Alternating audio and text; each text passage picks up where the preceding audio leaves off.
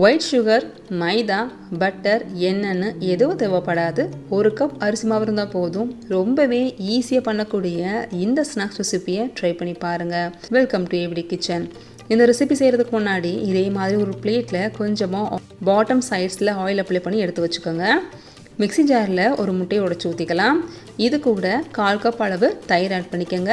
தயிர் ஓரளவுக்கு பிடிச்சிருக்கணும். உங்களுக்கு முட்டை பிடிக்கலன்னா நீங்கள் தாராளமாக 1/2 கப் தயிரை ஆட் பண்ணிக்கலாம். இது கூடவே 1/2 கப் அளவு நாட்டு சக்கரை ஆட் பண்ணிக்கோங்க. 2 ஏலக்காயும் சேர்த்து ஃபைன் பேஸ்ட்டாக இதை அடித்து எடுத்துக்கலாம்.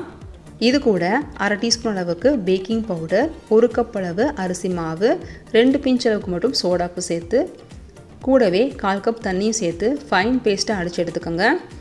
நான் யூஸ் பண்ணுற மெஷர்மெண்ட் கப் 200 ml கப். இந்தளவுக்கு திக்கான பேட்டர் ரெடி பண்ணிக்கணும். இதை இப்போ பிளேட்டுக்கு மாற்றிக்கலாம். நான் இன்றைக்கி கடாயில் பேக் பண்ண போகிறேன். கடாய் 10 நிமிஷம் ப்ரீஹீட் பண்ணணும்.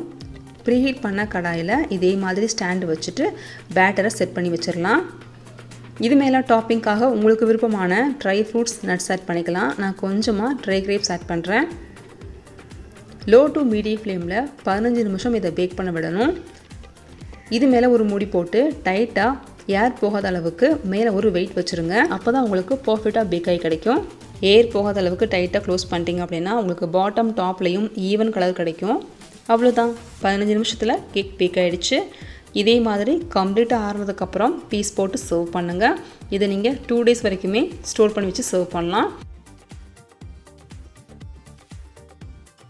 இந்த ரெசிபி உங்களுக்கு பிடிச்சிருந்தா மட்டும் சேனலை சப்ஸ்கிரைப் பண்ணி சப்போர்ட் பண்ணுங்கள். உங்கள் ஃப்ரெண்ட்ஸ் கூட இந்த வீடியோவை ஷேர் பண்ணிக்கோங்க. தேங்க்யூ ஃபார் வாட்சிங். சேனலுக்கு சப்ஸ்கிரைப் பண்ணுங்க. தேங்க்யூ ஃபார் வாட்சிங்.